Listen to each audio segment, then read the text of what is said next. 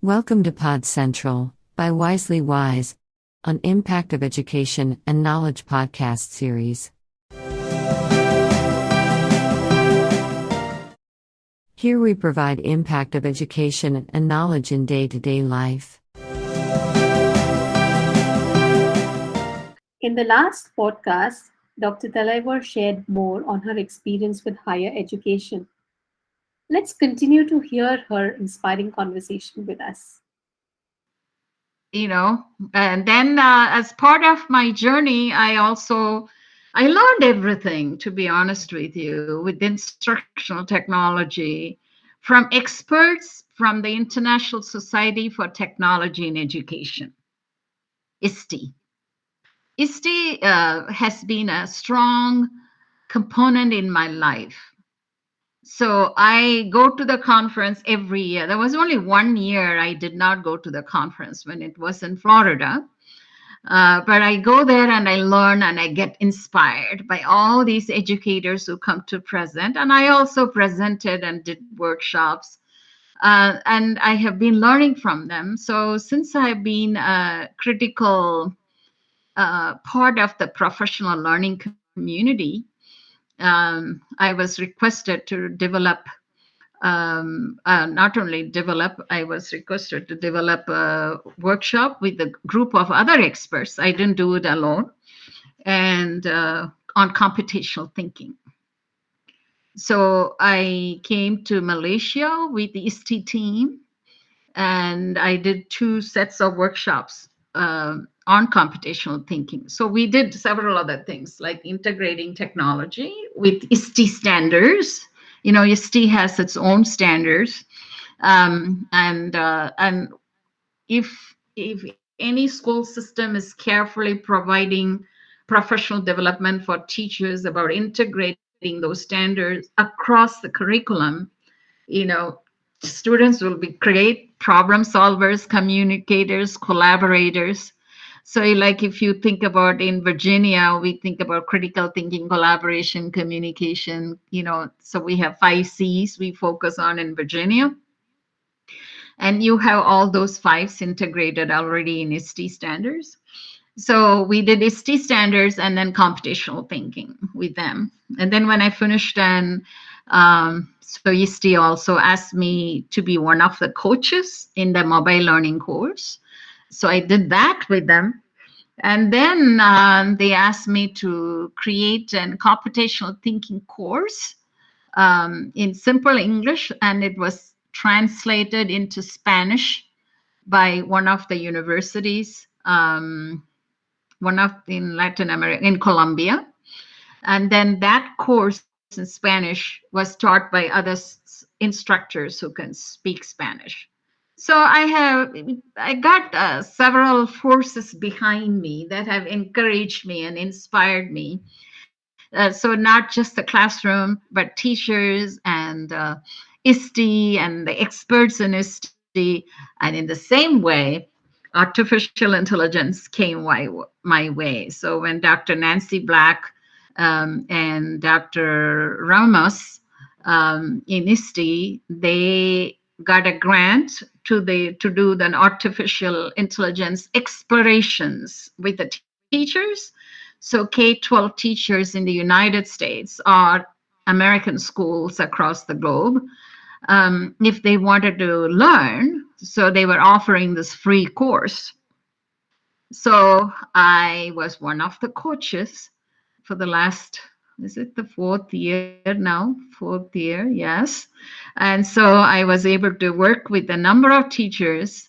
Not only in my team, I also had teachers from Tunisia, India, Hong Kong, China, Korea, and then across the United States. So I had this wonderful idea of working with, and I had the wonderful opportunity, I should say, working with the teachers across the globe on how they integrate artificial intelligence in their classroom. As teachers, you've also been motivated by even the students that you have taught, and you're part of the community, you're actually building society as well. So it's a real inspiration to hear your story. And of course, I think you're a very good example of how lifelong learning should be. As we see, we as an organization also emphasize on lifelong learning, right? So we're Yes. starting from K-12, and we're talking about going to colleges and corporates and beyond. And to see you, you're a real role model to see even now, after being, you've also retired, but you continue to learn and continue to contribute in such a big way. It's amazing inspiration. So ma'am, a few things that I wanted to quickly bring here, and I wanted to understand your insights into this. So you've typically started your journey in India, and you've had part of your education in India, and then you moved on, and now you're part of the United States, and clearly impacting the education system there. So if you could share some more insights of how these two worlds are different, and even from today's context, we're seeing a lot of things being said about the educational systems in different countries, and specifically between these two countries. So, just from your experience, again, a few thoughts and insights we'd love to hear from you. Well, I'll tell you, I always tell the educators who ask me, because normally they tell me, oh, these Indians, when they come, they are so excelling in everything. And I tell them that's because the people who live in the United States, particularly the Indians like me, we were cream of the crop in India. Right. We did very well in India, and that's why we succeeded. We had educational qualifications and we came here. So people here should not assume that everyone in India is educated. So I had to actually tell them about the number of people in India still cannot read, right? They have not gone to school, or maybe they finished the school in the rural, whatever the school that was, sometimes eighth grade, sometimes fifth grade, and then they have not gone beyond. And so when people compare, you know, Indian education and American education, I tell them you are comparing apples and oranges, right? And so I tell them the math achievement, I have never seen a difference in math achievement in my time in India. I have not looked at the statistics now, but from the way that I have seen the results of the the 12th grade examination, there are more girls passing, girls winning the first prize. So I know in India we don't. And I always give one example. My first web page project in 1994, when I created a website, it is about symmetry of threshold in India, which is, in when you go to in India, we put column. Column is like with Yes, dots, we just do yes, that. And it's symmetrical pattern, right? So I most of the columns are symmetric pattern. So I think that symmetry of threshold in India, somebody has copied that site, because my original site does not even exist anymore. But somebody copied the site and they put it, and with my name, you will see that. And I would write the reason why there is no math achievement gap in India. The young girl, even as little as 16 months old or 18 months old, we sit mamas doing the column in the front and we watch that. So the number sense comes naturally to girls. That's my argument. I haven't done any research on it, but that was my argument, right? So when we have mathematics and we are encouraged to work very hard, right? Like we don't do that anymore.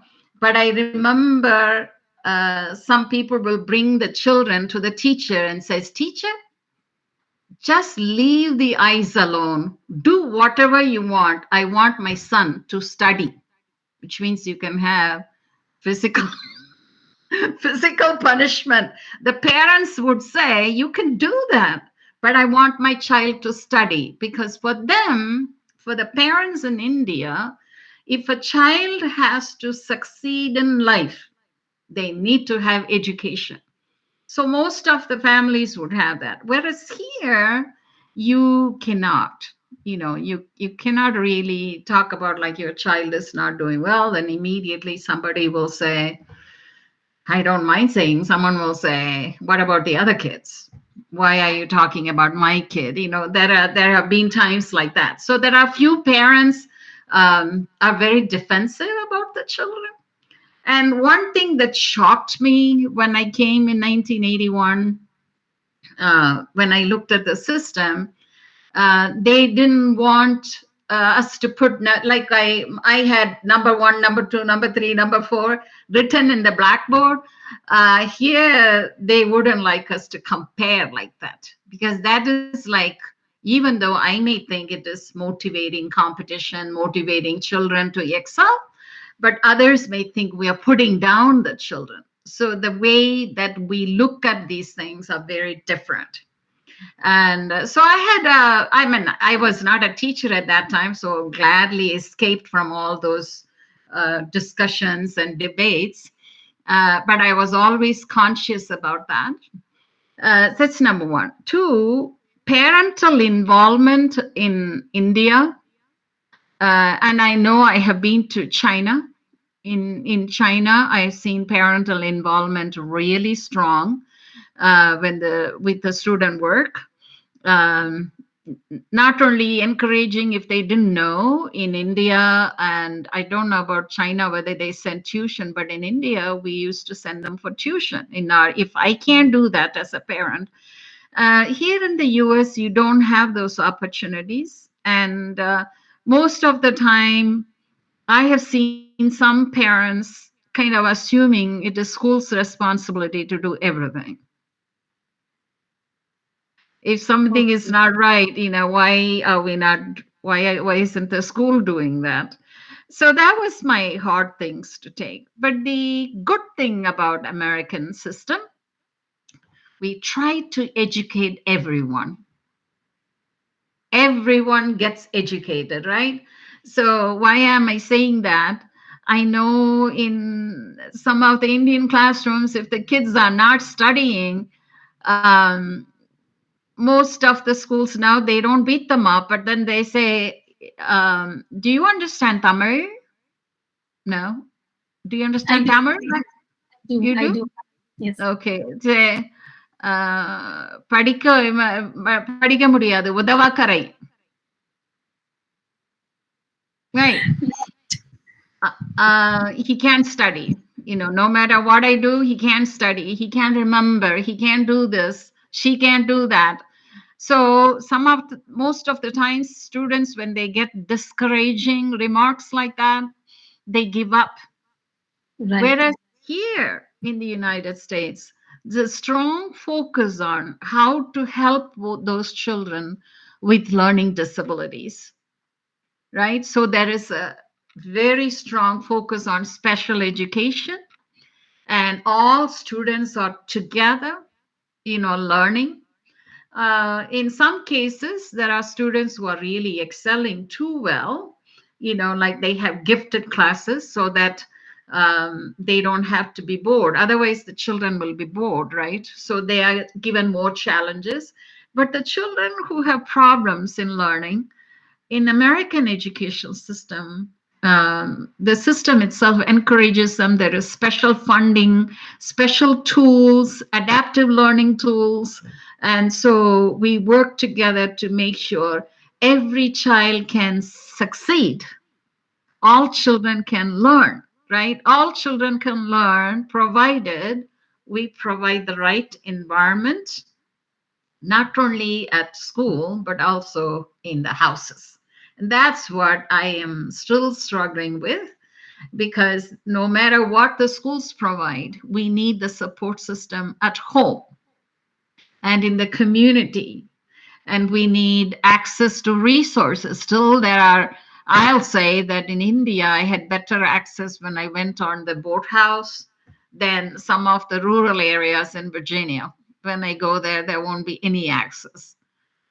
For my phone is supposed to be 5G, right? So last week, my husband and I drove into a rural area. We didn't have any internet service, even though we are supposed to have 5G. It was really rural, remote area. So why I'm saying that is that even though the United States educational system is striving hard to educate all students, there are still areas that we need to work on, similar to any other country, like in India, on at different levels.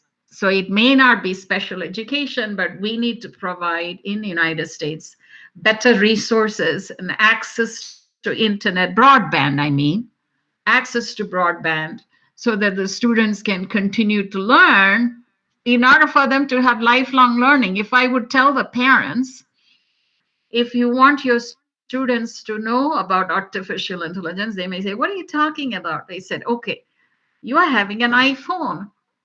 In the iPhone, you have artificial intelligence. Did you know that?"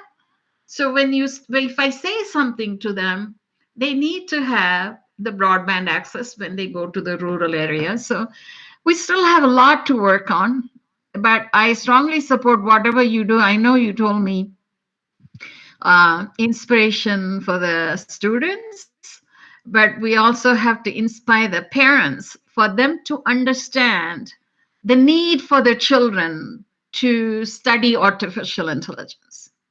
It is essential for the children to do that because, like, um, I think I should say we were all focusing on programming, right? In the Right. 80s, late 70s, 80s in the United States. I came in 81, 80, yeah, 81 December. So we were focusing on programming. Little children learned at that time logo programming, then we did basic programming, then we moved from basic to Pascal in the high school. But then suddenly, when this computer coordinators, who are not necessarily computer programmers, they were math teachers, social studies teacher, but they were the first one to use computers in the classroom, so they became the computer coordinators.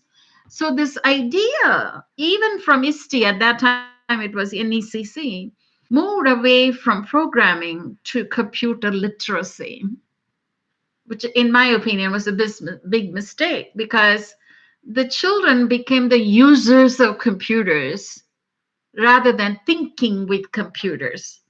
Like if you have heard about Dr. Seymour Papert from MIT, he would say, think with computers, right?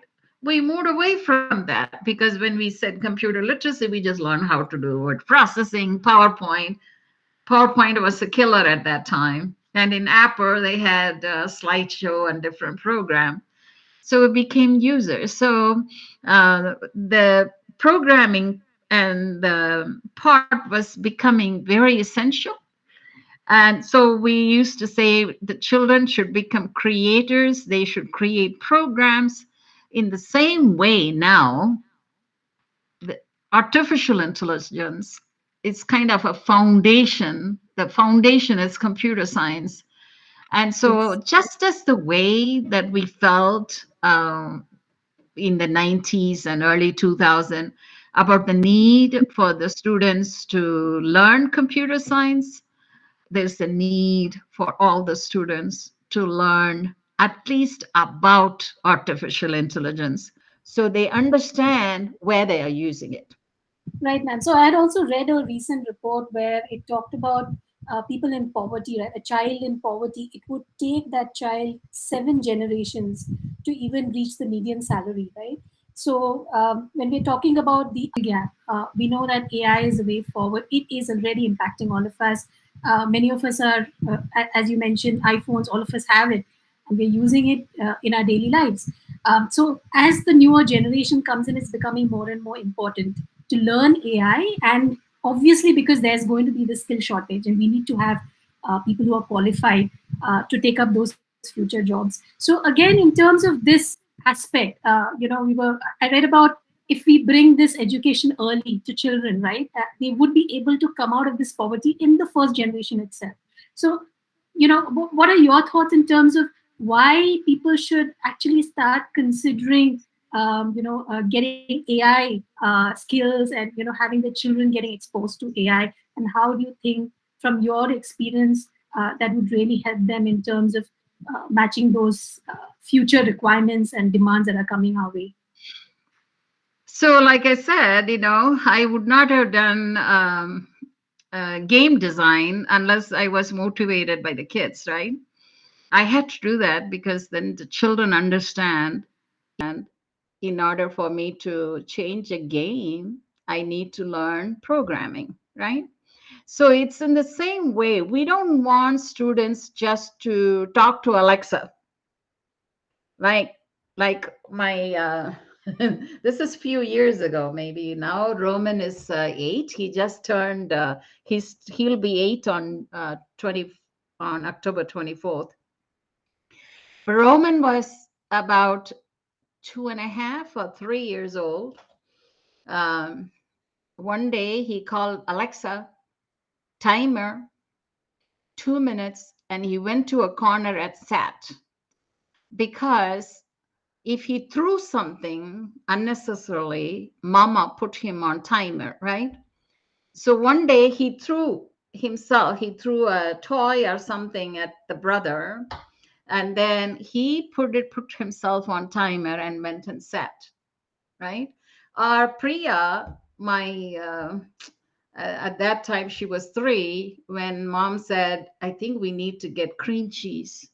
Alexa, add cream cheese on the shopping list, right? So these little kids, when they are using these tools, we don't want them to use it blindly. We need for them to understand how it's working. Then that thinking will make them, okay, there is a problem, I need to solve a problem, what do I have to do? So as they grow older, then you can talk to them. Like when I run my robot vacuum, I can help my little kids to understand there are sensors that are working. It is artificial intelligence that finds the map of this room, and that's how it goes. So both the parents as well as teachers, when we help them to understand how artificial intelligence plays a role in our life right from the start. So I'm not waiting for artificial intelligence to uh, for the children to learn until high school. I want them to learn from kindergarten. I know they may not know the word artificial yet, but they know Alexa, right? Even in India, they have Google Assistant, right? So there are tools that are there. They know about Facebook, they know Siri. So we can actually slowly introduce them and bring them to the level of understanding sensors, perception. And then we can say, in order for them to learn, somebody has to put in all these data. Who will put in the data? Unless you learn what is machine learning. So in the middle school, we can introduce them to that. And parents can be told, you use it every day, not only with your iPhone. When you go shopping, you have chatbots that are coming, right? So all of us as a community have to understand how artificial has begun to play a critical role in our lives, in everyday lives. And then they will understand the value of it. Then we can help them to understand what are the different skills that they need in order to excel. All of us cannot be a machine learning specialist, all of us cannot be a data scientist, but all of us may have a flair for natural language processing. So depending on our abilities and depending on our interest, and availability of courses around how we can improve ourselves to get into the field. But there are still, like, as far as the United States is concerned, we are still talking about ethics. Artificial intelligence and ethics is a big issue. I tell them, what are you talking about? As soon as I land in India at Chennai airport, all my biometrics is done. I can't question them about privacy at that time, right? Because I need entry into India. Why are we making a fuss about it here? right?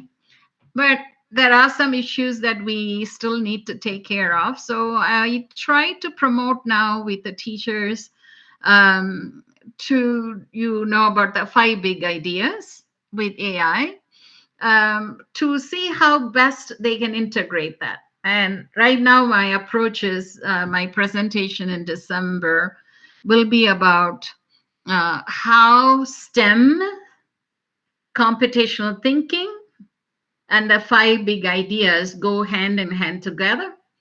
So teachers don't have to think, I'm going to do one more thing. So it's artificial, it's not one more thing. They all work together. So if everybody now has bought into the concept of the importance of STEM, at least in Virginia. In Virginia, we also have computer science standards. So I can easily talk about computational thinking.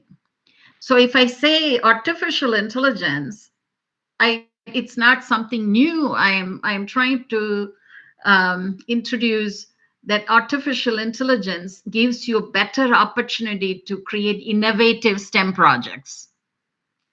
And that way, we may have more buy-in from the classrooms and from the schools. So that's the approach I'm taking now. Finally, as we conclude our podcast episodes with Dr. Manorama Talaiver, I would like to express a very big thank you, ma'am, for sharing with us so much about your journey through the years. It's been truly inspiring for us, and I'm sure our listeners have found it equally inspiring. Thank you once again.